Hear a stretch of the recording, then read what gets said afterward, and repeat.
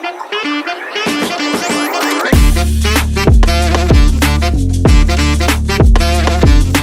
we have Mohit, who is the founder of Contify with us. And Mohit and we met because we were in the same office, in the same co-working space, by coincidence. And today we are sitting down with Mohit just to learn about his journey and his venture and his lessons, right? So Mohit, why don't you tell us about your background and what you're building? Thank you. Thank you, Kulmani, for having me. I am Mohit, born and raised Delhi. Went to IIT Delhi, mechanical engineering. Spent few years in the US for in the consulting domain, technology consulting primarily. Did MBA from INSEAD before starting my own venture. Came back, worked for a few years, 4 years to be precise, in figuring out what is the market, what is the right problem statement that is well suited for me to start a venture, and then started Contify in 2009, and it's been now 16 years. Very eventful journey. We'll talk about it. Correct. And what we are building is a market and competitive intelligence software. It's a platform where the customers, mostly enterprise customers, they monitor, they track what is changing in their market landscape in terms of industry trends, competitor movements, what their customers are building, launching, changing. So keeping a track on the market landscape is what our software is doing. And what year did you graduate from college? 2000. 2000. So right around the dot-com bubble. Yes. Right around the dot-com bubble bust. Yeah. And technology consulting was pre-MBA. Yes, that was pre-MBA. After MBA, I was sure that I will not be doing consulting.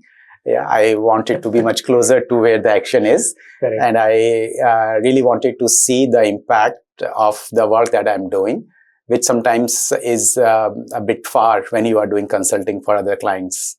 Yeah.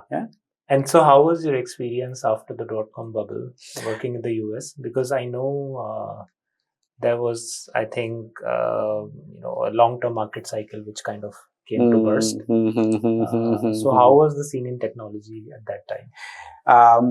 I was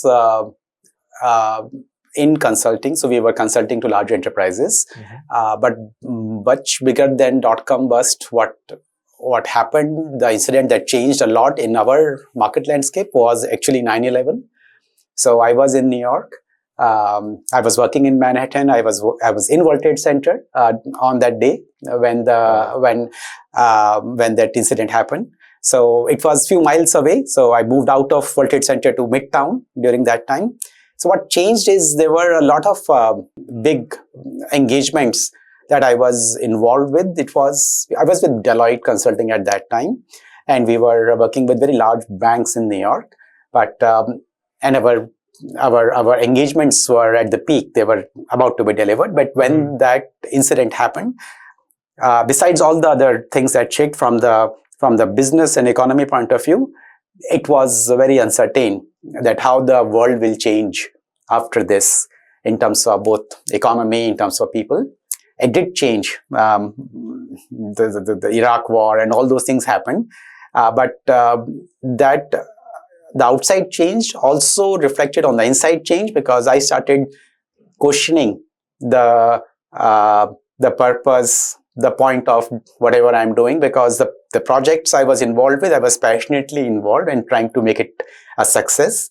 Correct. And then all of a sudden, in just a moment, it just got over. Yeah. So you kind of internalize that how fragile things are, and what you are chasing, what you are running after. So there was deep internalizations because of that incident, and that was, I think, the point where I thought about the impact of my effort and the work that is happening. So it was less. We were not involved so much with the dot-com companies at that time. It was more of a valley situation. I was in the East Coast. We were mostly working with large enterprise, where things changed because of other reasons. Correct. I also remember that day when 9/11 happened. So my brother was also in New York at that time. But I was very young. So I was maybe in probably 5th standard or 6th standard. Yeah. But I do speak, remember he called home and then we were discussing what happened. Yeah. So he was on Wall Street at that time. Mm-hmm. And I remember the day it happened. It was globally a big incident, right? Absolutely. It changed a lot of things. And very, if I remember that time, there were two managers who who interacted or engaged with us in certain way. One was a person who said, call your homes immediately and tell them you are fine. Larry was his name, Larry Calabro. He's a very senior partner in Deloitte still. And I remembered him because of that comment, that's what he said. And we all called home, like your brother. And then there was another manager. He said, take a 30-minute break and then we'll start.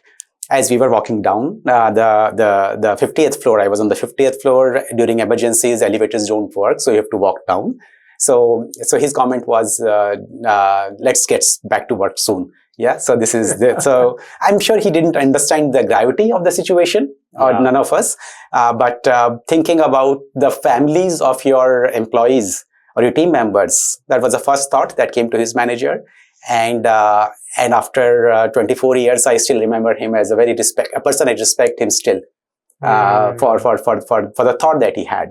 And I'm sure he was not saying that with calculation. This is who he was.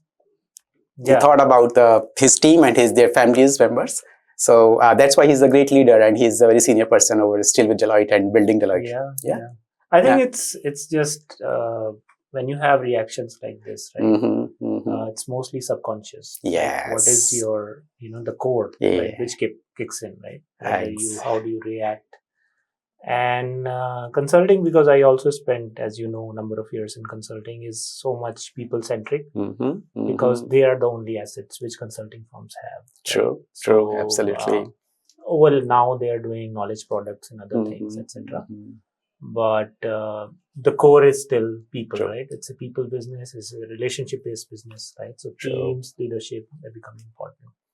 But before engineering, how was your experience growing up in Delhi? Did you always want to go to engineering, or what kind of environment did you grow up in? Yeah, interesting. I think the people at my age group, mostly born in 70s, 80s or earlier, most of us came from family backgrounds with very limited resources, just because of the state of Indian economy at that time and the opportunities at that time.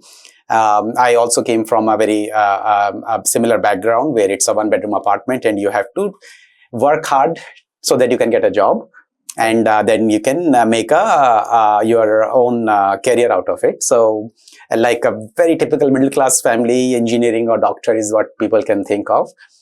So engineering was something that was the only option because of the lack of knowledge that I had about the opportunities which are possible. I still don't know what other opportunities I would have had at that time. So, but the background was such that there was no engineer in my family, which was a very big thing. Getting into an engineering was a very big thing. And I think when I look back, when I reflect on what the transitionary moment or the key moment, I did that reflection during my essay writing days of INSEAD, like why did this happen? Yeah, and I think the key defining moment what I realized was that my father had to take a loan of 5,000 rupees to put me in a private school, so that I can do good in my life. Like I can. So when he did that, so that's kind of seeded a thought that okay, I have to make something out of this. Like I cannot just let it go or waste. So then I think that was the seed of working hard. That's where it started, and when you try very hard to be successful, to achieve something, then you start getting some answers, or some paths starts opening up. So for me, fortunately, it was I think very early in 9th or 8th or 9th standard where I realized that. That my days are not as productive as it should be very, very early because of that incident that happened in 6th standard. And when I started reflecting, I realized that if I write it down, what is happening and what I can do to improve it from 9th standard, that has a tangible or a very, very impact on how I was evolving as a good student. So the habit of analyzing your day, of what am I doing wrong and what should I do better tomorrow, started very early. And I think that was one of the reasons I was able to get into IIT and get a very good rank, so that I was top 500 at that time. And my parents just made sure that I was not disturbed by any other social or family obligations. So they gave me enough room for me to just continuously focus on. And sometimes when you don't have options, that's very good also. Yeah. You just know that this is what it is, and then you put everything that you have to get there. Yeah. I realized less is more. I realized that the first day I reached US and I wanted to have milk, to just have some milk, and I went to a grocery store, and there was like the whole aisle full of different kinds of milk, and it was so confusing. It's like, I wish I can go back to my mother dairy and just get a milk and drink milk. Yeah. So something was similar with engineering. You just work hard, take an exam, and you just don't think anything else. Yeah, I also had a similar, you walk through the aisle and it's always at the end. Yeah.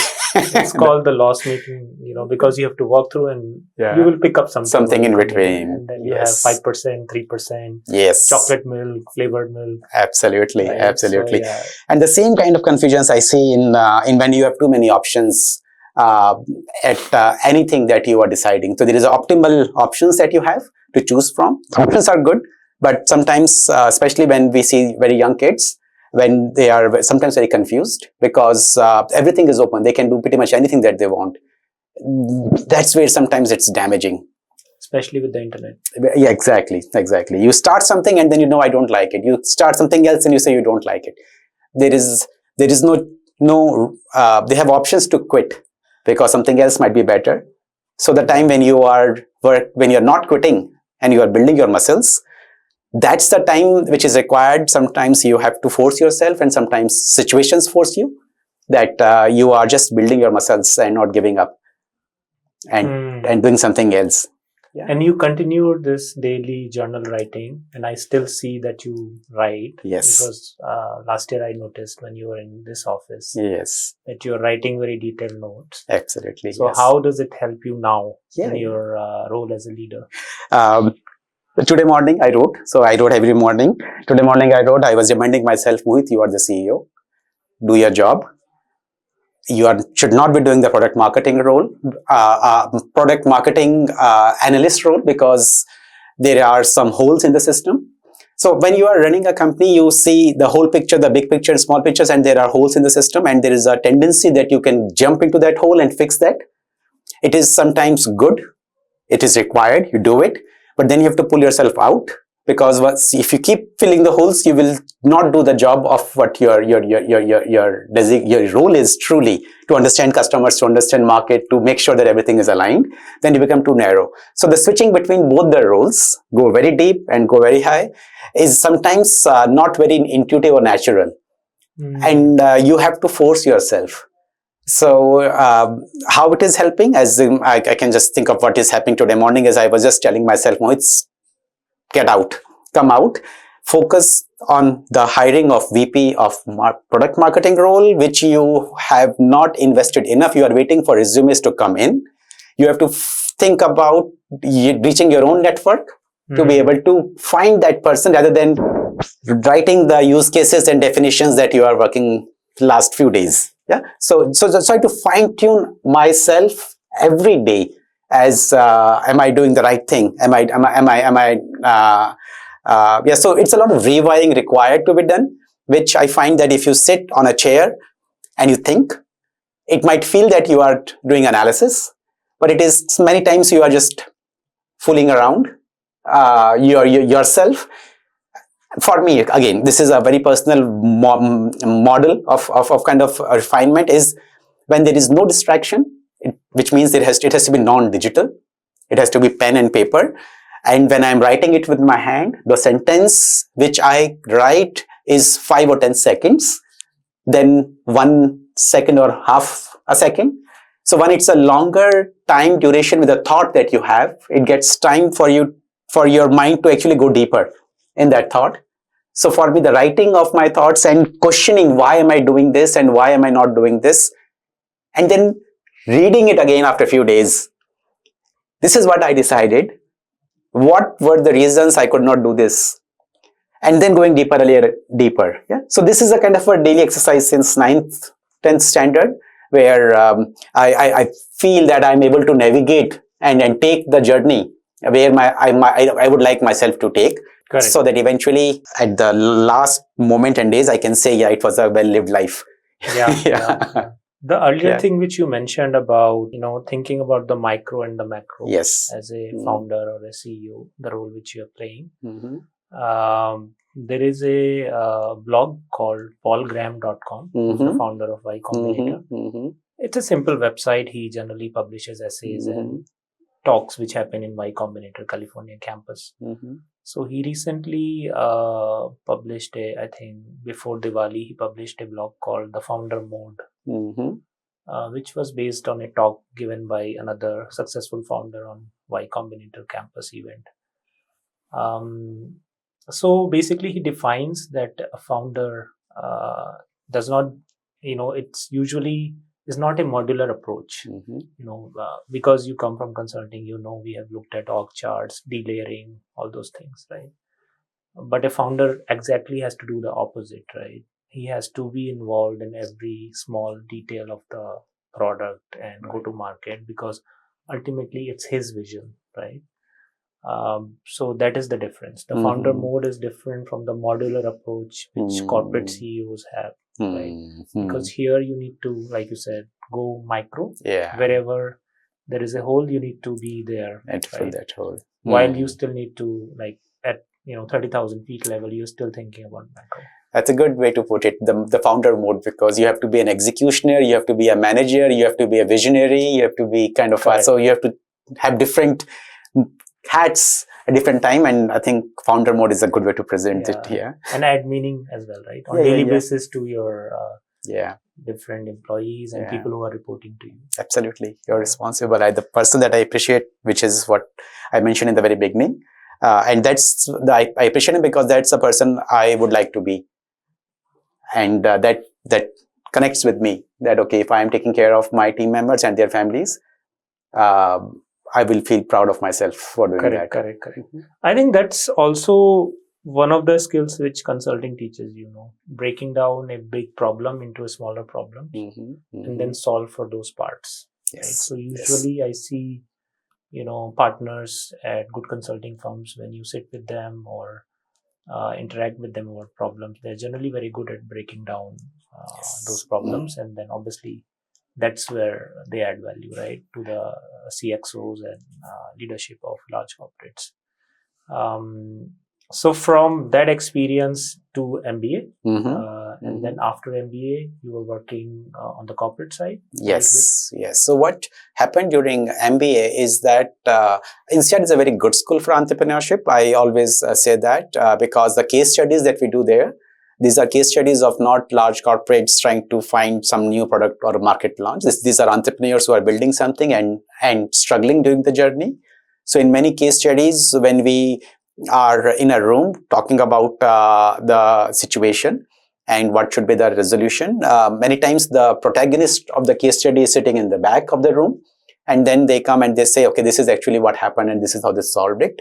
So what it did is it expanded the circle of knowledge which I knew that I did not know. So that circle is very important, that this is what you know, and this is something that you are fully aware that you don't know, which means there were several parts of my knowledge about an organization where I had theoretical knowledge from books and from the classes, where I understood enough that you need practical experience of doing it to be actually able to understand what these challenges are. So my definition of job hunting became the role that I wanted to run.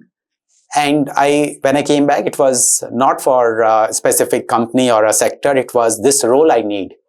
And role required me to run a very small business unit, which is self-sustaining in itself ecosystem. And I was looking for a similar an opportunity where I can do that for an internet space. because I believed this is the space for the future. And when I was doing job hunting, since I had very little experience of only 4 years, there were less companies open to giving that kind of a role. Fortunately, Indian Express had faith in me that with the background and the qualifications, they allowed me to manage their internet business. Yeah, okay. So that was a very good, and that's the kind of a role I was looking for. So when I came back, it was not decided that I will go in the media space or I will go in this space. That was not the strategy. The strategy was the role that I was looking for. And I spent time with Indian Express, then with the funded startup for 5 months. Yeah, that's a very small phase. I found something about the funding story and made my own biases at that time. And then moved to Hindustan Times for a few years. And in these 4 years, I made enough models and understood some space about information in general, where I knew that there is an opportunity, there is a gap in the market, which I knew how to fill. So that's when I started Contify. Okay. And so before, when you were talking about case studies, you were talking about unknown. Yes. Right? Yes. So expand a little bit on Right. that. Like, how do you, as an entrepreneur, obviously you have a pitch deck, you have a nice business plan, and once you start executing, right, how do you encounter unknowns on daily basis? So very, very important thing, I think, would be to it's not less confident. It is a kind of a humility and always looking for the areas where this can go wrong very consciously. So there is a fine balance between the confidence in your view and vision, and then with the awareness that am I missing something? Because when I start a company, when I start a venture, my main objective is not to prove everyone else wrong. The main objective is to make sure that my conviction is important. Many times when we are so much in belief that, okay, this is how it should work, we become close to the other ideas. So how do you do that? How you stay open is you keep telling yourself all the time, if there is anybody who can help me find holes in what I'm believing, what I'm trying to do, I would like to know that right now, then later on. So that humility, with the openness of mind to take input without judging the other person or myself is an important area to expand that. And I think the foundation for everything else is the self-awareness. Where are you fully aware of your own strengths, or you have some kind of illusions about your strengths and weaknesses? And for that, I think one of the very good books that I've read, again, I think that was pre-INSEAD or during INSEAD, was Now Discover Your Strengths. Okay. So that's a Norman Lewis book, which has a way to help us understand what we're really good at. And one basic formula that I think I remember from that book was, if you do something and you don't feel tired, it means that's your natural. You are like flowing downstream. And if you're doing something and you're feeling tired out of it, that means it is not aligned with your core DNA and strength. How do you break this fundamental concept into the core strengths actually do you have? And then build your career or your company or yourself around your core strength with the full awareness of your weaknesses also. Right. So being aware of the weaknesses, fully open to this idea that my views are a perspective of my experiences. What I believe is based on my knowledge and experiences and what I've read or heard. There's a lot more that I've not read and heard. And I don't want to miss out on any opportunity. Correct. The people who fail in achieving what they're trying to achieve, I would like to learn a lot from them, what they would change. So this is why whenever I meet somebody senior, somebody who's more experienced, who have achieved or not achieved, whatever have tried things, my usual question is, what would you like to change? What you did not know at that time when you know what you know now. So now this is basically a kind of a formula of keep on expanding what you don't know. What happened is during INSEAD, I was a kid, 4 years experience, when there was a case presented to us that this is a situation. With the limited knowledge and consulting experience, I knew the answer. Correct. This is how it should be solved, right? Correct. It's very obvious. But when the founder came and when they started talking about it, rather than saying, oh, he was a fool, he should have done it this way, It's like, there must be a reason why he did this, not the other way around. So a lot of respect to people with experience and views, and try to broaden your own thinking. Yeah. So that's what I think is very important for a person to keep on expanding this circle of not what we don't know. And for that, listening capabilities, not trying to prove myself that I'm always right. Yeah. Keep on checking yourself that am I getting there? Am I getting there? For me, the formula is writing a journal. Yeah. Just make sure that. Correct. Yeah. But you should still try and swim upstream. But you should be aware that this is not my core strength, and I need helping hands. Yes, absolutely. You need whenever is required, you do things, but the awareness of what you are doing and how long you're going to do. Because many people try building companies, they get tired, and then they kind of never try it again. It's too tiring.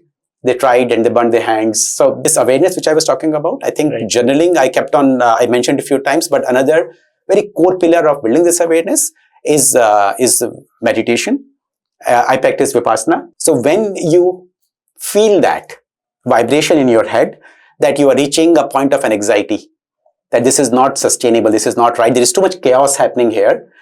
That's where I kind of, I've developed that kind of a stage where I know that my mental health is not very strong right now, that is required. Then I take a Vipassana 10-day retreat, where you just go to a Vipassana center. That's what I do.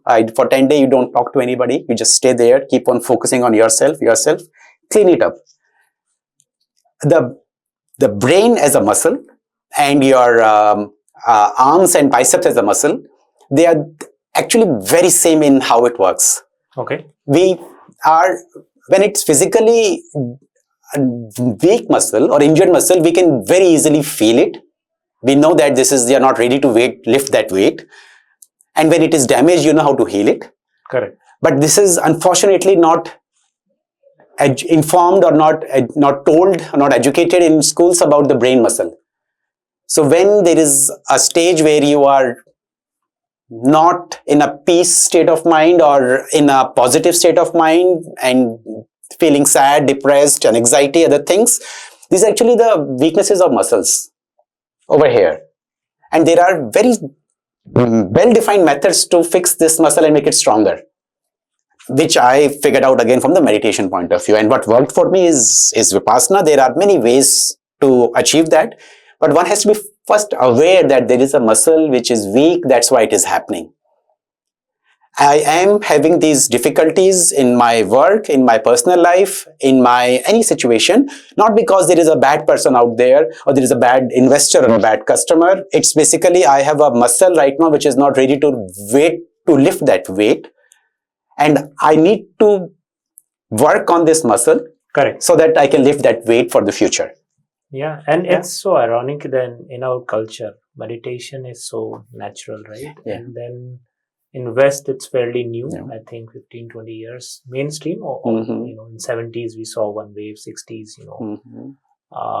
That people like Sam Harris who have made it public that even 6 years old should do meditation, 4 years old. While in our culture it's very normal to do meditation, parents not having those conversations with these kids, because often I see them caught up in their own career, their own journey. They spend very little time with their kids, and so you can't be blaming schools. Absolutely. School has a place. Absolutely. Obviously, kids learn peer-to-peer.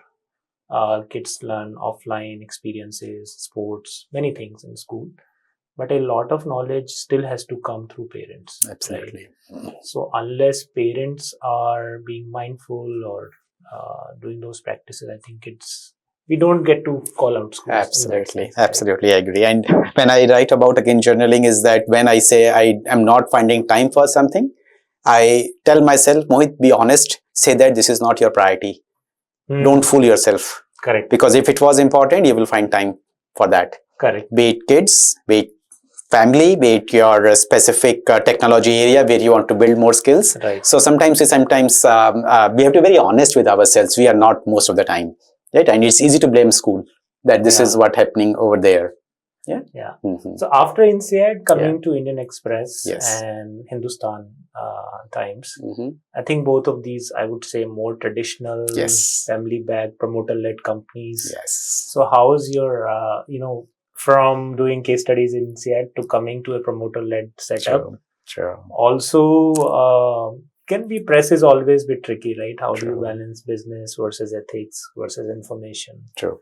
So how was your experience transitioning and also, how did you look at the leadership in this setup?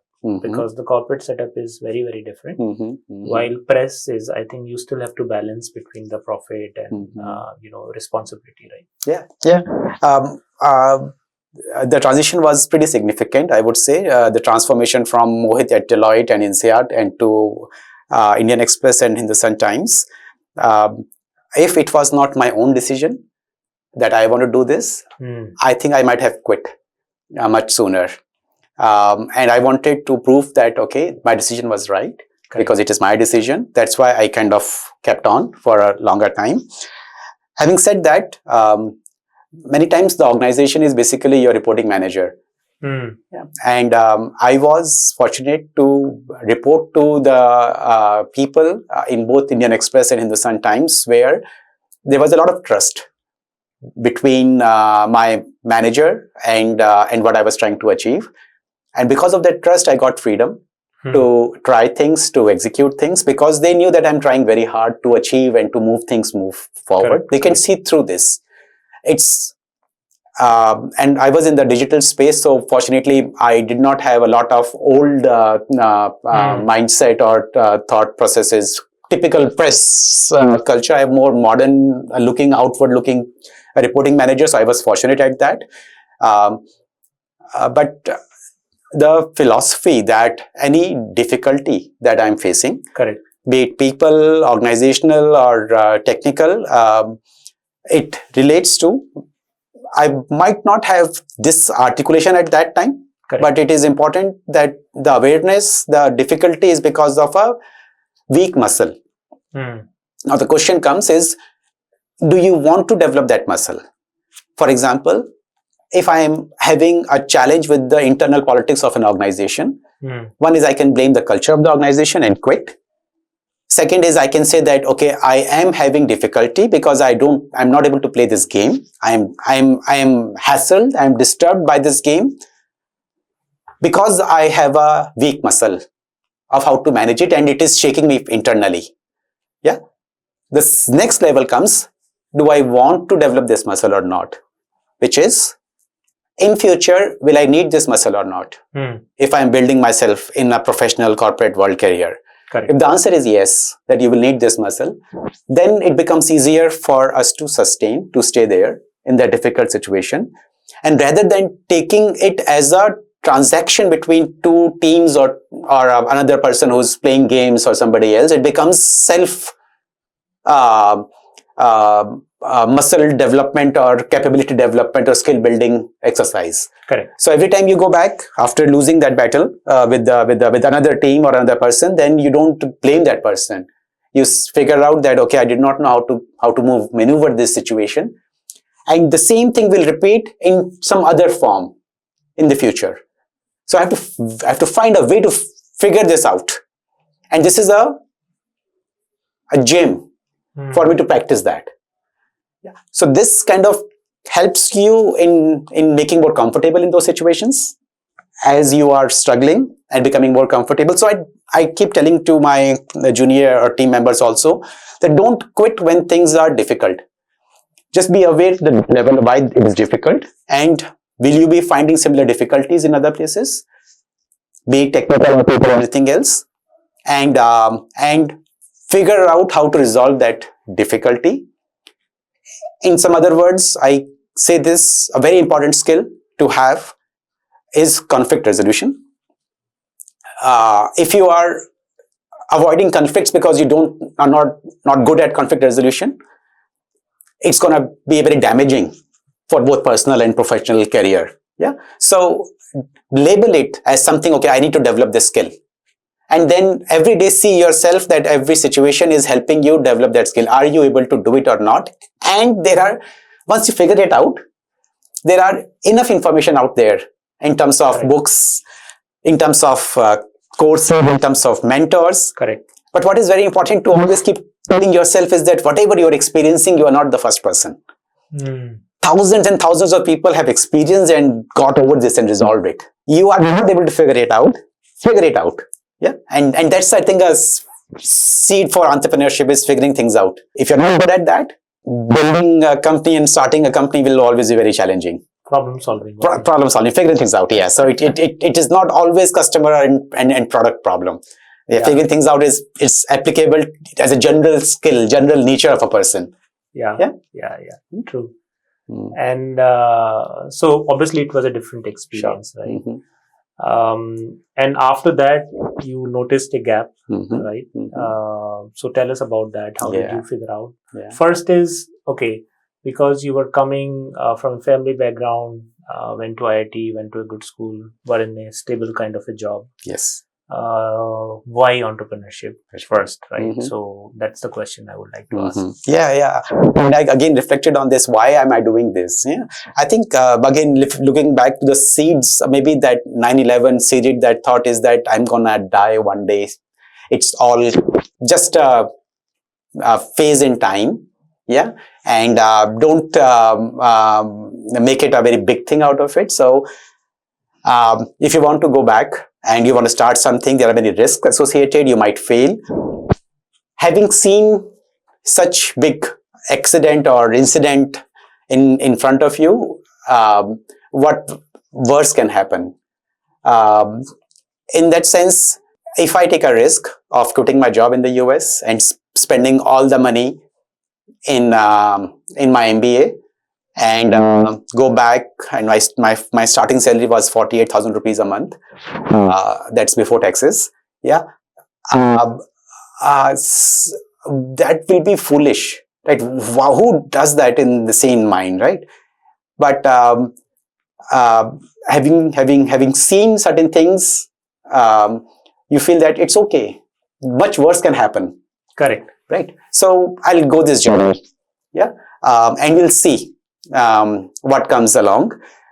So that the kind of maybe gave the courage to start it, because when I came back to India, a lot of people who respected me for getting into IIT, in my own close relatives and friends, very close friends, they kind of started like joking around you that, oh, he could not survive there.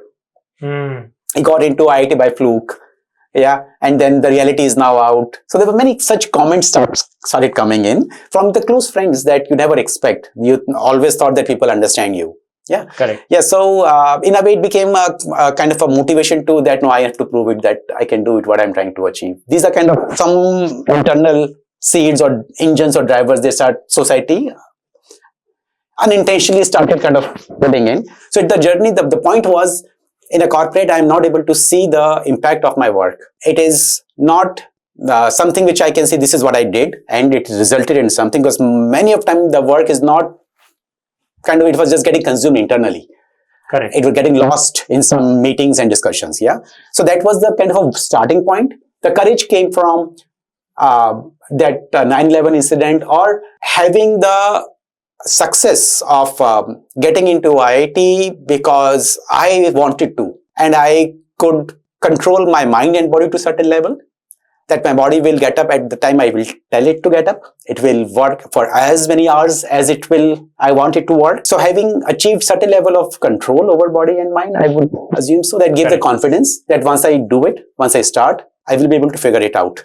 So there were many small things which I might not have said in the right sequence, but but these are kind of a few things: getting early success, and from within IIT also getting a job which was one of the most sought after job in getting $1 salaries in US placements. Yes. Yeah. So I did few things right, getting that job. So all these things kind of gave enough confidence that once I decide to do a company, I should be able to do it. Correct. Because I think at that point, after dot-com bubble, this probably will be the second generation of entrepreneurs, because the first wave of entrepreneurship in India was around 2005-6, when we saw some kind of funding Yes. coming to venture. Yes. And the earliest ones, right? Yes. And before, and then again around 2008-9, you Right. saw more companies, right? Which are, some of them are now going to the IPO, right? Which have become unicorns. So founders, I don't think, had a lot of social capital at that time. Yes. So that's the reason probably people around you were wondering, why is he starting up and not going back to US or Yes. Europe? Yes.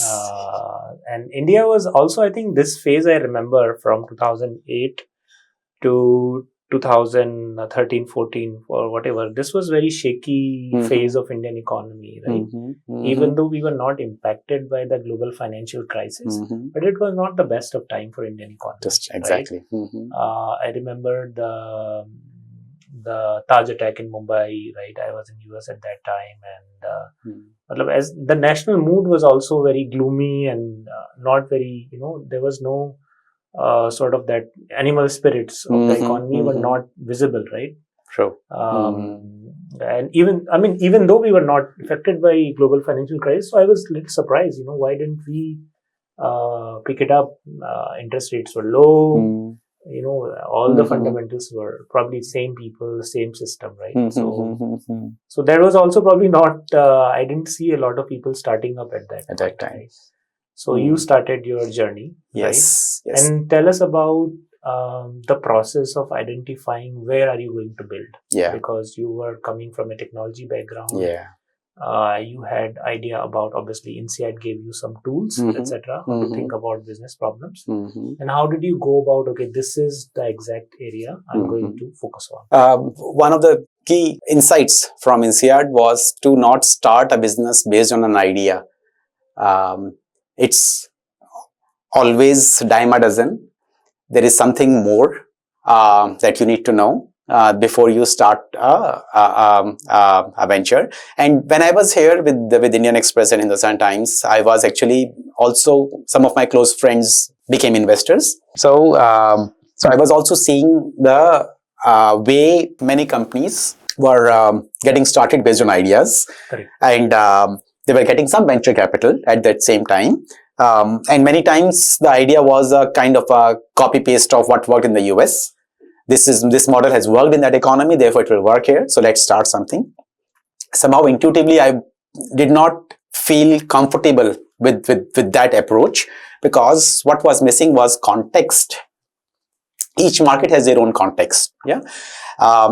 And that's the reason many of those startups at that time, which started only if you got the tailwind, and then they achieved the kind of a success that we are seeing it now. But a lot of the companies were not able to see through it. Correct. Yeah. I started something. Whenever I did that, the approach was more traditional in terms of who's the customer.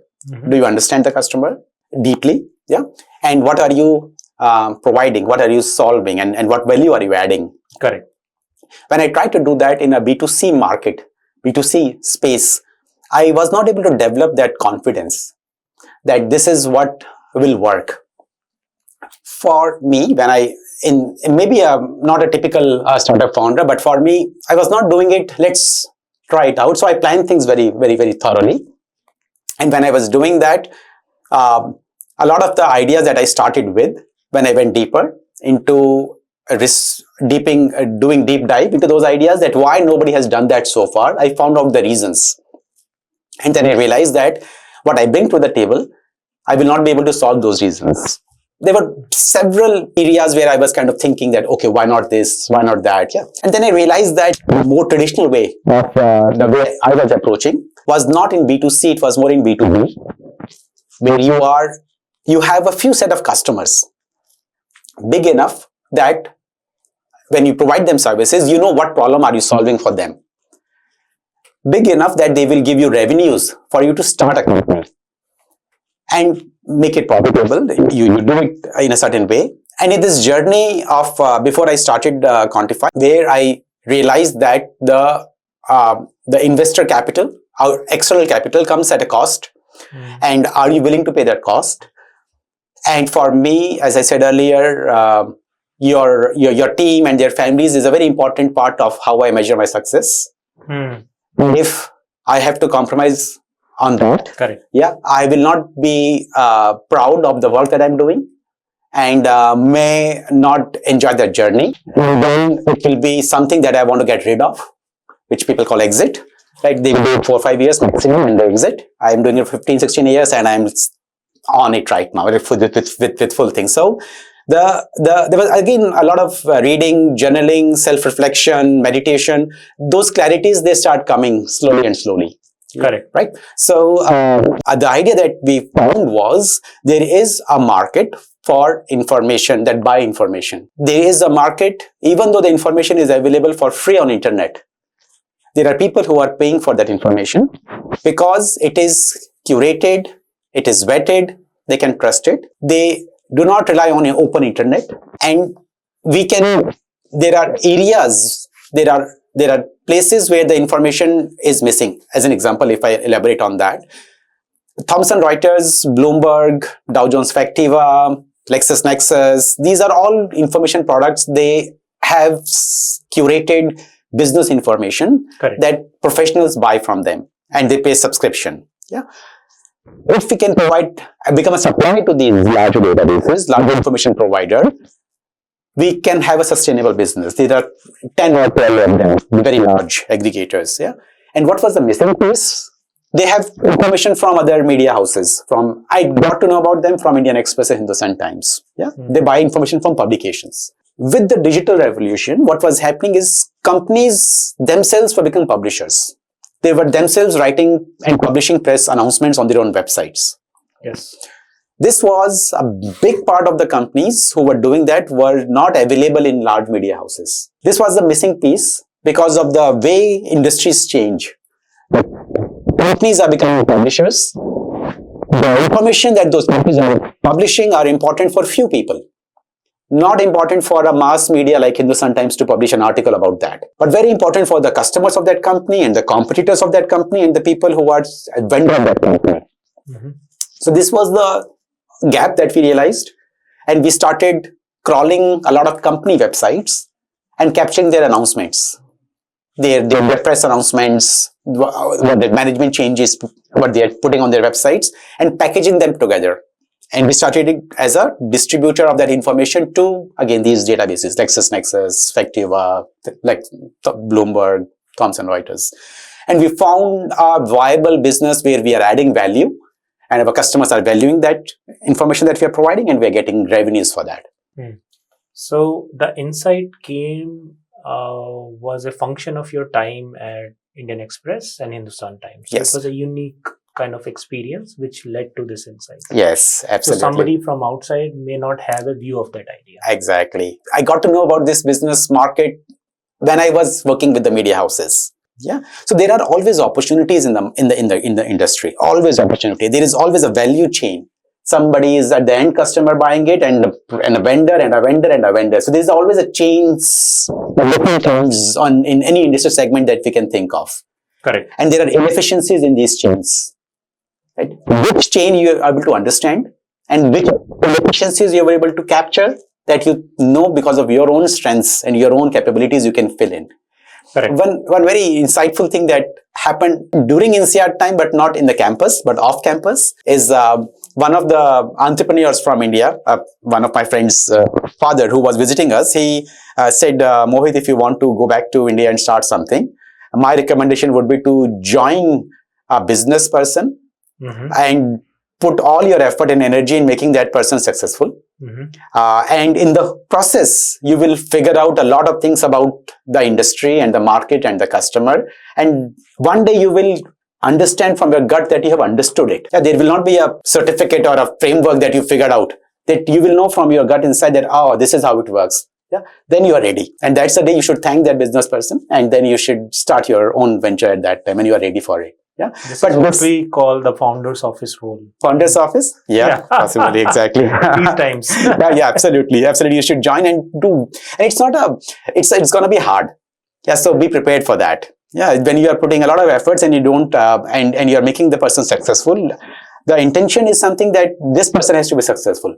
And not that, okay, what is the trick that I can play? What is the formula of his business can I pick and start my own company? Because many times people think in a short term. It's very transactional thinking, and then they don't success in life in generally. They success, it might be in one. For example, I gave that in my last town hall is a lot of my, in this journey, I've seen students, good students in school who know how to, not just school, in IT also, they know how to game the system and score good marks. There are other people who focus on the subject, learning the subject.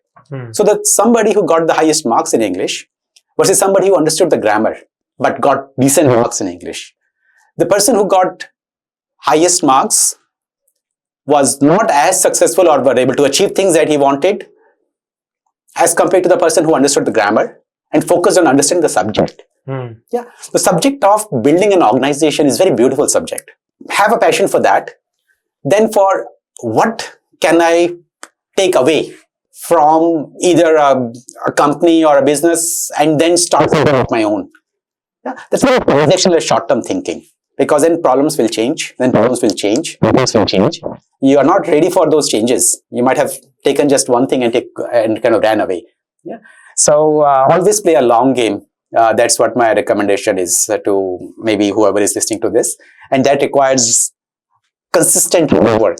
Yeah, not a phases of things. And I think that's where the importance of having right mentors or surrounding yourself with people who have seen multiple economic cycles comes in handy. We see that with successful entrepreneurs, they surround themselves with people who can give them tips on how to navigate situations, conflicts. So it's not only about solving the problem or bringing a solution, but it's also about can you survive, because it's a duration game, right? As you have realized that, you have to stay at a problem for a number of years and to see some success, right? And from that, so you identified the gap, right? Now, how do you go about, and I know your venture is bootstrapped. So how did you go about putting together the resources or the team, or even before that, how did you tell your family that I'm going to quit my job? I'm guessing they were already unhappy you were in India, right? After INSEAD, giving all that money as your tuition fee and then coming to India. So how did you break it to them first? I think they were kind of prepared that one day is gonna quit and start something. So that was one.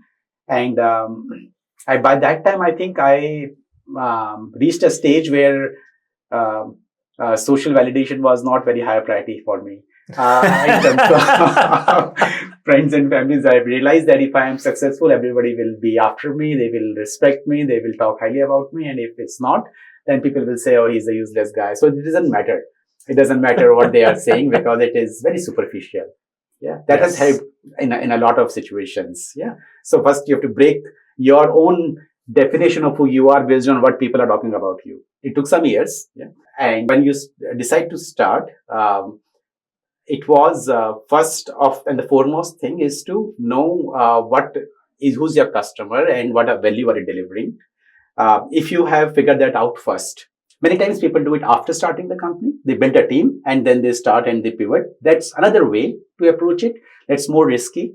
And I have seen in terms of percentage success, there is less success in generally trying out things versus the people who are starting companies at a later stage in life with more experience. May not be building Zomatos like but they are building sustainable, viable businesses. Correct. Yeah. Correct. So be very aware of which direction and what we are trying to, what journey you are taking, who to hire, what kind of office to have. All those things should be driven by your business model and the customer and the problem that you are trying to solve. So when people say going after the best resources, best colleges, pedigrees, or and then businesses fail. Yeah, because the most important thing is marrying the requirement of the job, things to be done, with the skill set and the experience person is bringing. Yeah. So for us, we were bootstrapped. So a lot of our initial people who we hired were work from home. Most of them were women, very educated, but cannot leave kids, young married girls. And we were able to start the business in a very uh, remote way of working, the way it happened in COVID time, where we had a small office in Lajpat Nagar in a basement. It was the first co-working, I think, that I've seen. It was a basement with 8 cubicles. Each cubicle was 4,000 rupees a month. So we took one cubicle, and then the team was kind of working from home, because we knew that what we need to deliver the value that we are delivering. Which year was this? 2010. 2010. Yeah. That was long back. Before the co-working arrival. Yeah, absolutely. There was it was a office for rent with has multiple cubicles. You can just get each cubicle as you expand. So we expanded there. From one cubicle we went up to 5 cubicles. Then we moved to our own office, and later on it became co-working business model in different forms and shapes. So when we started, it was very focused on that we have to build a software platform. It has to be a scalable business. Technology was my background, was my passion, and technology is, in my view, it's a efficiency multiplier. So the business problems are same; they don't change a lot. The solutions how we are solving those problems change, and the better technology you are using, the more advanced or new technology you are using, the cost goes down. Correct. So significantly. So that's where the idea was, that we will not have an army of people manually going to different websites and capturing information. Correct. We will have crawlers, but we will have a people to validate and QC it, because crawlers are not reliable enough still at that time. Yeah. So the design was around the problem statement, what we are solving. And so you already had paying customers. When we started, not at that time. Yes, we had one paying customer. That customer agreed to work with us, and that gave the confidence for me to quit also, because that will not make me go to my savings and put the money in the initial months or year, but at least we have somebody to pay for it, some small amount. And that was the pure services, because it takes time to build a product. Correct. To get more like a consulting model. It was actually a very basic data processing services business, very basic. Okay. Yeah. And I believe that if services is what you are doing to begin the business, but it is not something that is consuming your mental energy and time, but a kind of a model which is more operational services model. Even the margins are less, but it gives you some runway to start the things, to set up the things. Correct. This was the reason the route I took, because my decision to not go to a venture route. Correct. Right. So this was a kind of a funding route. We thought we will get some money out of it. Yeah. So there's a lot of, again, planning goes into it. And then we basically started. Some of my friends have done successful businesses, again, products. Their route was different. For me, services was initial cash flow. Correct. For them, the services was to figure out the business problem properly and then productize it. The mistake happens is when you do services as a core business, you make margins, significant margins, and then one day you think, okay, now let me think of a product. That is wrong DNA. You have built the wrong DNA. It's difficult to transition from a services company to a product company. I've seen many companies trying to do that. Very few succeed, but most fail in this approach, because each company as a human has a DNA, as a way of doing things. So if your DNA is product, but you're doing services to define the problem to a certain level, where you can, when you build the product, it will not be the wrong product. Yeah. So there are many benefits in B2B space, from services to product journey. Yeah. I think all last 10-15 years, we have seen large consulting firm develop a product business. Yes. So, but that has been built by importing talent and building separate teams. Yes. So it's not partners who are on the consulting track which go to product track. So you bring in different product teams. McKinsey, BCG, I think now 60% of McKinsey's revenue comes from product and 40% from revenue. Absolutely. I think for BCG it's the opposite, and for other big four firms, it's more or less they're focusing on the same thing, right?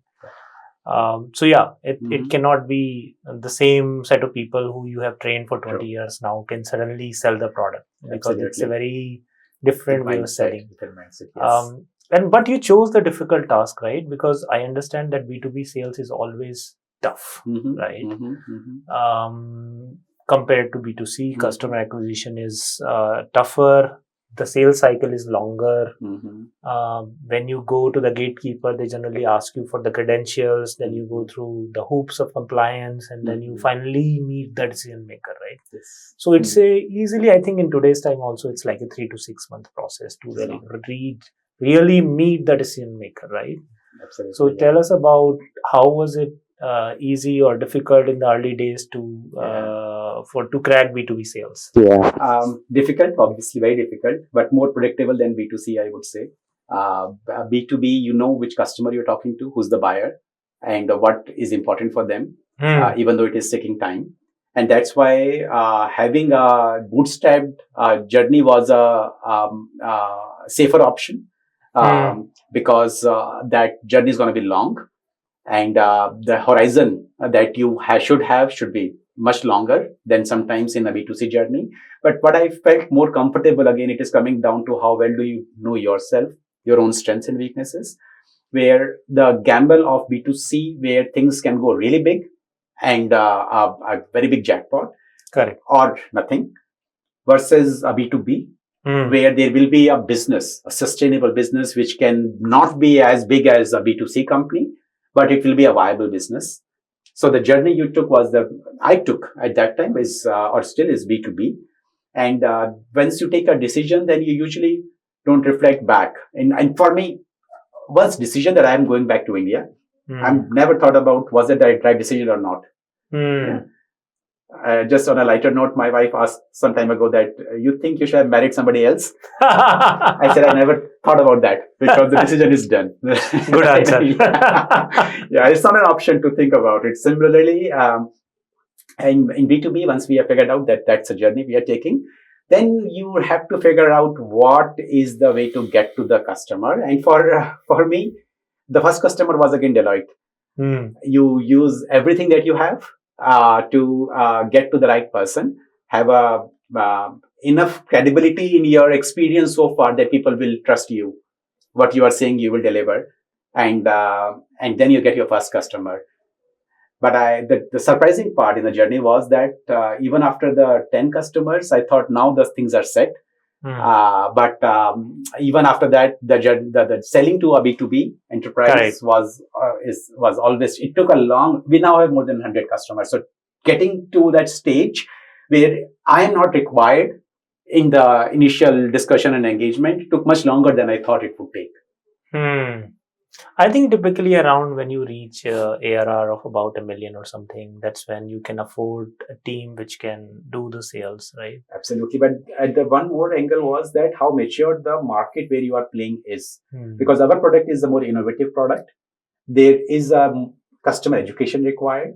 The problem, sometimes they're not aware of the problem, but once they start using, they realize the problem. So in the journey, if I'm selling a CRM to a larger enterprise, very niche CRM also, but they will be more educated about what we are selling and how it's going to benefit. Correct. As a competitive intelligence platform, which they have never used before. Yeah. So that's where it became more challenging.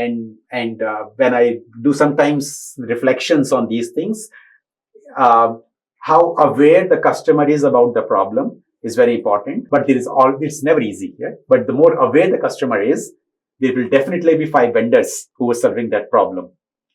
Right. So as a innovation, as something which is new that you're taking to the market, then this is the kind of something that comes as a package. Correct. Because if you do innovation, then the customer will not be aware of the problem. The use cases will not be very well defined. And then you have to go through that journey of defining those use cases for the customers, have the patience to get the customer to a stage where they are gonna be buying it and paying whatever you're asking for them. But the journey, which I find is so beautiful, because you have a lot more things in control, and what you are doing, you are solving problems all the time. Yeah. And it's a long game. Correct. So that's where when I talk about building B2B SaaS, what we are doing is, and building an organization, to be precise, with my friends, is I say that this is exactly like a video game where you cross level 1, you think you got it, and then level 2 comes. Oops, okay, I never thought about this problem. And then you cross level 2, and then the level 3 comes. So it's a very, very interesting video game in that sense, if I draw an analogy. So playing video game may not be a bad thing. Yeah, as long as you have a profitable business which is running, and then you can play. Otherwise, it's like a war where you are surviving for the next month's salary, and then there are many hard problems will generate if the cash is not coming. Cash is the most important thing. Correct. For any business. Yeah. So that you have to keep that in mind and play this beautiful long-term game. Yeah, I think that's also the litmus test I generally discuss with founders, our portfolio companies, is that at any given time, if cash is going down and it's not part of your strategy, your business is dying a slow death. Right? Absolutely. So Absolutely. you can track that on a weekly basis, on a monthly basis, on quarterly basis. I generally, tell people to do a weekly review of how many payments outside and how much money came in, how many calls did you make for potential sales, and then how many from customers, etc. So just simple checks, I think, which are still relevant, because ultimately, not many people pay attention to that, right? Because people either have a completely external kind of lens where we are thinking about competition, products, competitive edge, breaking the pattern, or they are caught up in the operations, right, which is day-to-day operation. But you have to balance both things, right? Absolutely. Right. So cash management, I think it's part of that internal thing, but you still need to have that in perspective. Okay, what life cycle? Companies die when they run out of cash, for no other reason. But as soon as they run out of the cash, they basically die. Yeah. Correct. And I started Contify when my son was born. It was at the same time. So the I've seen the journey of how a child is kind of from not able to crawl to stage where he is now, and to a company which is surviving from months to a stage wherever we are. There's a lot of similarity between the both. The maturity, the muscle building, the ups and downs. So a person and a organization, they are actually pretty similar in terms Correct. of a lot of concepts and things. Yeah. Correct. So the initial leads for your business came through your own network, or how did you go about lead gen? So you just tapped into your own network. That's how it started. And then for us, because of, again, not having enough or external capital to do marketing blasts or do other things, we focus a lot on content and more about what will help our prospective customers. Correct. And the content is, again, not generated based on what I'm thinking sitting on a chair or what my team is reading on internet. It is based on what our conversations with the customers, how it is helping, what problem are they solving. So the really primary knowledge that we were getting from the customers, we were using that to make more people aware about the problem that can be solved by a software, which is competitive intelligence software. So we focused a lot on content, and most of the business that we got was then started inbound. Correct. I think if you do, marketing blast in the early stage, well, as a business, other business is trying to sell me, even a SaaS company, mentally I will, immediately put it in tier 2 or tier 3, because it's just you are approaching me and you may not have a perspective on my problem. So probably external marketing, mass marketing may not work well. Some businesses it may work, but generally as a business owner, you will generally put that in tier 2 or tier 3 kind of a provider. Yeah. So that's also a risk. So talk to us about where Contify is today. Maybe a little bit about size of business, team, what segments are you serving? Would like to learn. Yeah, absolutely. So we are almost 350 people in terms of the size of the team. We have customers across the world in different geographies. Majority of the customers are in the US and Western Europe. I find customers, especially in the US, more open to trying out things, new things, more trustworthy when they, as compared to the region where we are, Asia Pacific region. It's difficult. I found it is difficult to sell here as compared to the markets which are more developed markets. A lot higher side customers is IT technology companies selling to other businesses. Yeah, so B2B companies are our customers. Management consulting also, a big part of management consulting is our customer because of my background, where I come from. Then there is a pharma sector where a lot of investment goes in competitive intelligence. So there is this sector is very mature in CI. Besides these three, there are banking and financial services is where we have seen growth, especially fintech and that area. Wherever there is a change in the industry, which means disruption of any kind, is where we have seen more adoption for market intelligence and competitive intelligence, because our customers want to be aware of what is changing. When there are less changes, more traditional government-driven sectors, there is enough knowledge about the space within the experienced people that they don't need a software because things are not changing so fast for them. Yeah. So the space where we operate is horizontal per se. Any industry, any company, any geography can benefit from it. But these are the sectors where we have seen higher adoption coming in. So this, just thinking about, you will be feeding into the strategy function of the organizations. That was another learning is who's your customer, how well defined that ICP is a very important area. Yeah. So our journey from the data feed provided to Bloomberg and LexisNexis to a competitive intelligence platform was that we already had this thing. Now, what else we can do with it? So it became more of a competitive intelligence platform. But we did not, at that time, focus so sharply on the ICP, the problem that ICP has, and do they have a budget, the line item or not. So for us in the beginning, it was competitive intelligence teams. Yeah, there are organizations, mature organizations, but they have dedicated teams tracking markets, tracking competitors. They are sometimes within the strategy functions. Sometimes they are not within strategy, but in sales function, tracking competitors from the deal support perspective, from the battle card perspective. And sometimes they falls within the marketing function. Also, product marketing especially. What we have seen is because of the leader of that function is interested in knowing what is changing in a more structured manner. That's where there is adoption which happens. Yeah. Correct. So this was the reason that it's a space where it's still in the evolutionary phase, where there are companies when they start using it, they use it. We don't have a very low churn. Okay. But the new customers is usually not driven by a function like a CRM is sales, HR is with HR. There is no specific function right now. We're saying I need a competitive intelligence software because many functions can benefit from it. Right. In fact, we lost one customer so many years ago because of exactly this reason. They all fought from whose budget this will come from, and they could not take a decision.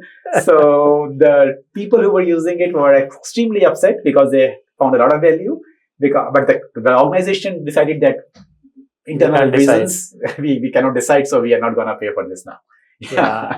Yes. And so tell us about first, when you talk about data aggregation, right? Is there any angle of intellectual property, and how do you balance that in your business model? Yes. Most of the time, things are very simple in business. Yeah. For example, when we say we are going to aggregate data and we're going to package data, the source from where you're picking the data, is this a company who's producing that information to be distributed? Is it going to help their business? which is their press announcements, what they are publishing. They want it to be spread it out.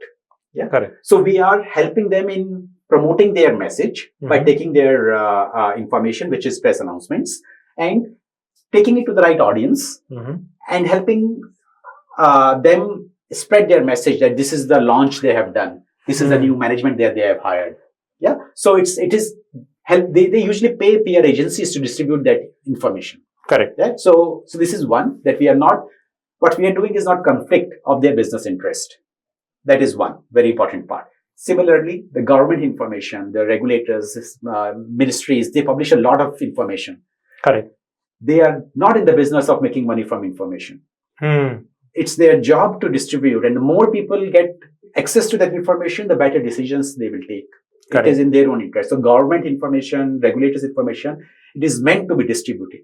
They are producing that information from taxpayers' money. Correct. It has to be reached to the wider audience. Whereas the media houses, when their product is that information, the news is their product. Correct. Yeah. So you cannot just take it and send it out, and then, because then you are in conflict with that business. Correct. Now, what we do is we are saying that out of the 500 articles that you have published, 30, 40 of them are relevant for some businesses out there. Yeah. For example, Kotak has launched something new. This is information published in a media. We will take it to the right audience and we will get the traffic to you, which is the new audience coming to your website. Because maybe if it's a tiered subscription, they will subscribe to it to read it further. If it's an ad-driven business, more ad views. Now, this part, which is this something which is of interest to the business, or it is not in the publishing, is where the Google News debate has always been. Correct. Google News is something which is generating a lot of business for media houses, and that's why they are not pulling themselves out. Whereas we are doing something similar in the sense, but specifically for the corporate news that they are putting on their website. Yeah. So we have to be very, very careful with how much information is displayed to the end customer, because we want this end customer to go to the original website. That is the most important mandate in our system.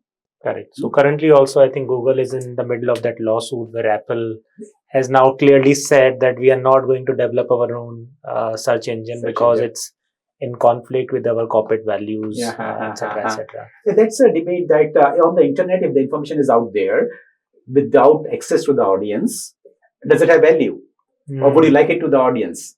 So there is a on internet there is a fair usage doctrine where how much of information you have picked, is it in the conflict of the original publisher, how much value you have added. Correct. If these things are checkmarked, this is how the internet works. Because if you stop doing this, then the network will stop working. The network effect, and it will stop working. So, but at the same time, if the publisher says, this is a rule, if the publisher says, don't take my information, I don't want you to take it, then there is no second thought about it. You have to take it down. So we have our crawling system is over 1 million sources right now. If any one publisher is saying that, okay, I don't want this publication to be added, we just take it down. It has never happened, but the policies and the rules are very clear about it. Correct. Yeah. So in the last leg of our conversation, I would like to talk about AI, right? Because in this business model, I see many implications at many levels. So maybe talk from very, very high level. Sure. When did you see, I'm sure you were already using some level of ML models for many, many years before this hype. Models have been around for last 50 years, 60 years, even before that. So how did you see that changing your business model or the way you were interacting with customers and suppliers of information both? So first, I agree. There's a lot of hype around it, and which is what happens typically with any new technology. Yeah. The same with .com we spoke about. There was a lot of pets.com or something. There were many examples of that at that time. Yeah. But is there a true value in it? Yes, there was true value in it. Yeah. I believe the new AI, which is the Gen AI, is going through that similar phase as of now.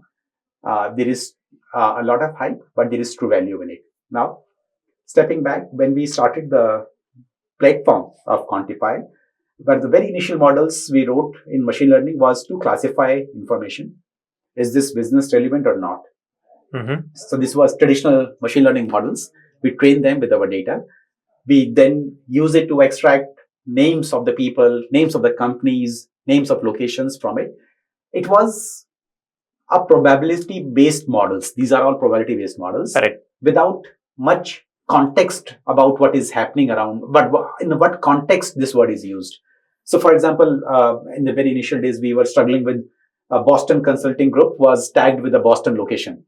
Right, which was wrong, even if the word is there, but the context is not as a location, it was context of a company. Correct. Right? This was simpler problem in the machine learning space. The much more complex problems were, is this a negative news or a sentiment, for example?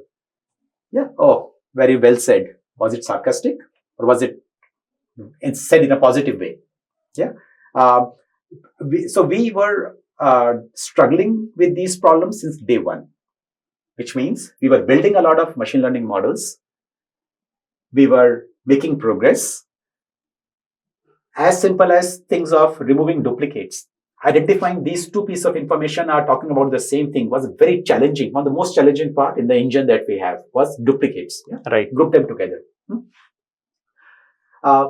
We were able to achieve to a certain level where there were companies, there were pieces of information. You can select the filters and you say, okay, this is what the information is about, the partnerships of my competitors. These are the new launches by my customers. These are the management changes in this industry sector. You can do a high level categorizations, and out of the lot of information on the internet, you can still get very few selective articles. This is where we were before Gen AI, a level of packaging, a level of cleaning. But Gen AI, the core of Gen AI is basically the transformer model, where the words before it and after it is all connected together. And these large language models have kind of made it the context to a much larger. Yeah? This is transformational technology. Yeah?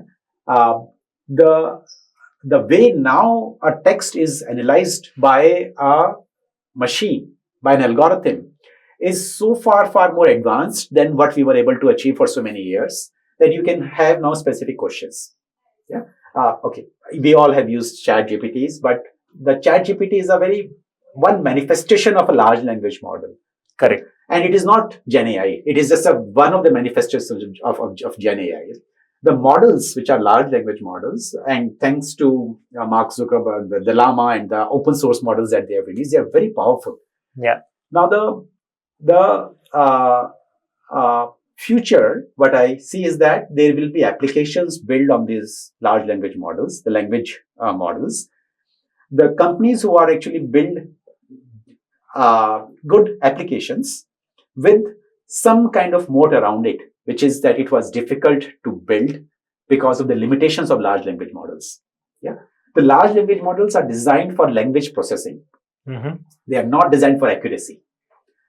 You cannot assume that when ChatGPT is saying something, or it's a hallucination problem that we're talking about. Now, how do you control that to a level that your business use case is met at a very satisfactory level? Correct. Yeah. Now, this is where the kind of things are going in the future, where the controlling these language models to specific use cases, where there is a real value to the end user, which is coming through, will make a difference between success and the hype-driven companies.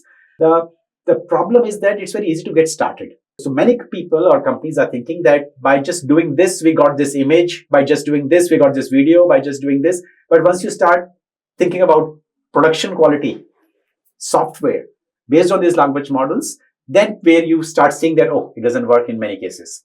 And how you are covering that. There are many layers of software wrappers or other kind of wrappers which are required to be developed around that core intelligence of a transformer, which wrappers are designed for use cases. Now, for what business use case are you solving this using these large language models will differentiate. We we are solving our use case in the space of competitive intelligence. Once we have the reviews of a company's product, we can very easily, very accurately extract the reviews which are the strengths of the product and the where the product is lacking. Correct. To a fairly high level of degree. So if we think about the progression of different phases, right? So we went from rudimentary ML model to the next phase, which was, in your case, was some kind of advancement. And then you went to now models large language models, which can process large amount of information. Yeah. And now the next phase will be towards accuracy. Yes. And narrow use cases. Yes. Right? Yes. Absolutely. That's where we are at. Absolutely. So yeah. I am imagining somebody like Bloomberg already has a product which is trained on their data. Yes. Which will be, let's say, listed companies since 1930s or before. Yes. That's the only database which gives you that data, and training that for that narrow use case. Yes. Right. Yes. Bloomberg has built their own language models, so they have trained their data. Correct. Training a language model is a very expensive task. Only few companies can do it. Training from scratch. So that's what Bloomberg did with their own data. Yeah. Right. And so there is also this, well, I don't know if it's reality or myth, that you need a lot of data to train a good model. For machine learning, yes, we can say for machine learning. But for large language models, you need a lot of processing also required. These GPU war that you were talking about. There is a lot of data required. There's a lot of GPUs required to train that. But that's not a viable business for a lot of companies who are doing business applications. If you're a technology company, then you might want to consider building your own language model, train it from scratch. But not if you are a business applications company. Right. But there are companies which are giving you now off-the-shelf kind of language models, and then you can tweak it and make it specific, right? I also feel that people should not try for fine-tuning. This is something which is a lot written about, talked about. Influencers on YouTube just jump on it and say, this is so easy, you should do it. We have not seen good results. And once you fine tune a model, it's very difficult to control that also. So there are two ways to influence a model. Yeah. One is this fine tune, add your own data layer. Second is using RAG architecture, retrieval augmented generation, where you use the model's capabilities for language processing, not for the knowledge. Okay. For the knowledge, you have your own database. So what does RAG mean for someone who is not well versed, let's say, with language models? So for an example, when you ask a language model a question, for example, ChatGPT, you are tapping into the knowledge of ChatGPT. You are tapping into what went into the training of ChatGPT, and you're asking for an answer. Yeah? Correct. When I'm using a RAG, you are using a language model for not the knowledge. When I say RAG, it means when a question is asked, there is a layer of software in between. The software is understanding the question, which in technical terms is saying converting the text of a question into an embeddings, which is basically a vector, and doing a search on the data that you have already, which is, again, we have to store data in a vector database, not in a text or a numeric database. It's all in terms of vectors. It's easier for language processing when you store it in vectors. So a RAG architecture is a question is asked. The answer is not asked from a language model. The answer is first went into your own vector database. Okay. And see what are the vectors closest to this question. You get those vectors, which is a limited set of all the data that you have. And then you pass those vectors and question to a GPT model or a language model. Okay. So you are adding a buffer layer kind of in the middle. The knowledge layer. Knowledge layer. Yes. Okay. You are not relying on the knowledge of a ChatGPT pre-trained model. You say, this is the question. These are the possible answers. And give me the answers. Do not go beyond these, what I'm giving to you. That's your prompt. Do not add anything additional. If the answer is not here, say, I don't know the answer. There's not sufficient information is not available. So you are using language model for the language capabilities, not for knowledge.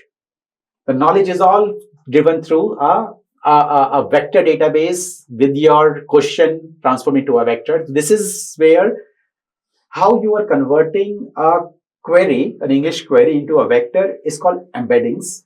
Correct. So what embeddings are you using to convert that question and what embedding are you using to store your own data. That is the important part. Right. And this is where the fine tuning of your wrapper will happen. So just zooming out, right, from the venture building perspective, how do you think, well, none of us know the future, but right now, because there is so much hype, right, especially the funding cycle where we are at last 2 years, post-COVID, that's another wave which we saw was AI funding, right?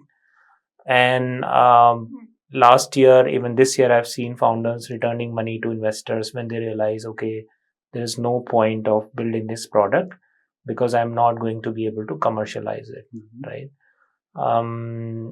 So how do you see that? How do you see, how should founders think about building around AI?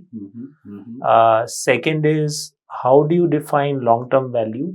Because when I meet founders building around AI, either I find founders building for very, very narrow use cases, or they are talking very generic, right? Let's say somebody, I met recently, who is building around contextualized AI. The use case is pretty much everywhere, right? So how should we think about long-term value, or is there even willingness to pay at the end of the line? You think somebody is going to adapt? So how do you think? Obviously, a lot of these startups will fail. More than 99% will fail. But still, that's not the reason why founders should not start, right? Absolutely. Because Google started when there were already like 100,000 other browser search engines trying to build, right? They survived. So what is your take on this, the current hype, and how it will unfold? Yeah, I think I will take a bet on the founder, not on the technology or the use case. At this, if I'm an early stage investor, the characteristics. So I'll give in multiple, I think 2 or 3 answers to this question. One is one of the best investors that I have worked with, equity investors, not venture investors.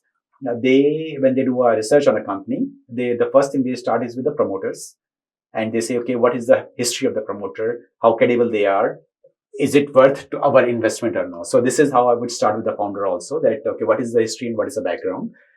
But then the question is, there will be a lot of changes will happen in the journey if you're making a long-term bet with the founder. What initial current problem statement they have picked. Long-term will happen upon the founder's characteristic and the agility and a lot of other things. But what is the problem statement they have picked right now to solve? How clear they are in terms of the customer problem? My biases are B2B still, and even for small businesses, for example, if you don't say large enterprises, for small, they are building something, the evaluation of the depth of their knowledge of the problem statement is one angle.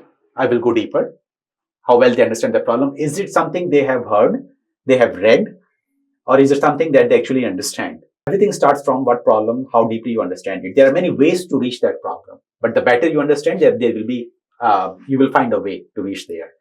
With the problem comes the other parameters is why it is not solved. It's not that he's the first time figuring out a problem. Unless it's a new technology investment, that's a totally different ballgame. We are not even talking about that, right? It's a business problem we're talking about that we are trying to solve, right? Second comes that the technology which is now available, in terms of the new technologies which are available, the mapping the two, how well this technology is suited for that problem statement that the founder is trying to solve.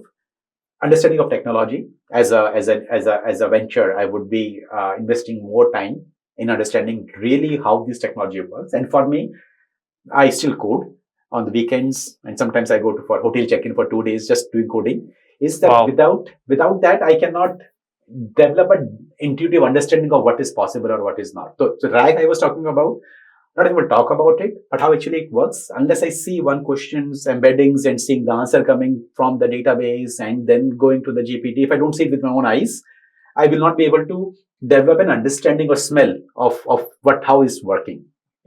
So first is the problem statement. Second is that how deeply you understand how technology is working. And then comes the how easy it will be for others to create something similar. Is it just technology is ready to solve this problem? Or is it something requires certain kind of a packaging layering, which is a moat around it that has to be created so that it can be sustainable and long term. Yeah, I think on AI we should do a separate conversation because it's a very deep subject. But as a parting thought, I wanted your take on bootstrapping. Because that is something which you have done as an entrepreneur. Why do you think founders should still think about bootstrapping in the age and times when funding is available through angel networks, through VCs, through other avenues? Sure. Friends and family are also now willing to give you money because founders have some kind of social capital, right? Yes. So why do you think bootstrapping is still relevant? And part two is, how should people actually execute it? So one reason is that after, I think, your wife, the second most important decision is your investor, who is going to be on your cap table and how it's going to work. But besides that, the wrong reasons to raise capital is thinking that by throwing money you will solve problem. The reason to raise a capital is that you have figured out the other components of building an organization or building a business, and you are now know that for this you need capital for this reason. This is what you need capital for, not because others have raised capital and we will also need it. So I have also always seen that when you work within constraints that you have around, you figure out a creative solution. And hiring expensive people or having offices, sometimes people spend money on those things, is many times a waste of resources, which is not required many times. You have once you start a capital, assuming that you have raised a capital and you knew this is why you need the capital for, there is a time horizon now that the funding is for X number of years, and you have to generate certain value next numbers of years, and then have a next round or do something which is the conclusion of that venture capital. I've heard about it, not seen it personally, is that there are family offices with a very long term now investment horizon. Yeah. When I say bootstrap versus venture, my only view is that the person who is gonna influence your decision making in the company has to be very important. The interests are to be aligned. That's one. Second is the horizon on which you are walking to create a long-term sustainable business has to be more than just for a few years, for 3, 4, 5 years, more than that. Yeah. So if those things are aligned, which is the investor, the right investor who can help you actually build organizations because they have a know-how, they have done it, they know the space, and they have a long-term horizon to be with you, to help you succeed and build a good organization, that then it's better to go for funding. Take that money. If you have that match. If you're not able to find that, and you think that somebody will give me money, I just need the money, right? And with this money, I will hire this person. I will get the superstar developers. I will travel and have booths in the events in the US, and then the business will grow. That's a wrong reason to go for funding. Yeah. So I find bootstrapping is a very difficult journey. It's very difficult, but less difficult than misaligned investors or misaligned co-founders. But a journey with a right investor and the right time horizon will be much efficient and less eventful as compared to bootstrapping. And there is some value creation, not value destruction. Exactly. That's also a real thing. Absolutely. If you have investors on your cap table and your interests are not aligned, I've seen some creative things happen which don't create any value. I have my very good friend who's an investor told me that, Mohit, if we have to close a business, we will close it because it's not making sense for us. We have 20 other business to look after. But for you, that's the only business. So, sorry. But we cannot continue with this, right? So an investor, for them, is very dispassionate. They don't work with your team. They don't work with so sometimes what I find is that the alignment with the who is influencing your decisions is very important.